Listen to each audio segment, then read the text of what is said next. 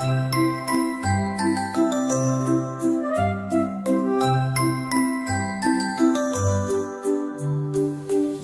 fine day, young Minku said, "Grandma, why is this flag day spread?"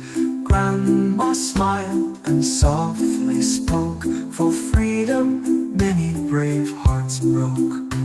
They fought with love so strong and true for Mother India through and through. They faced the jail, the whip, the pain, so we could live in peace again."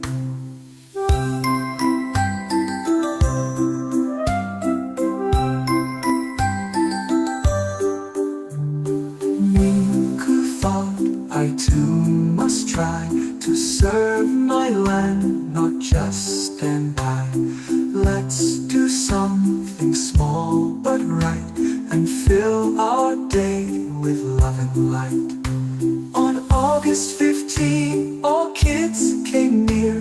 Their hearts were full of cheer and cheer. They waved the flag and sang along, their voices proud, their spirits strong.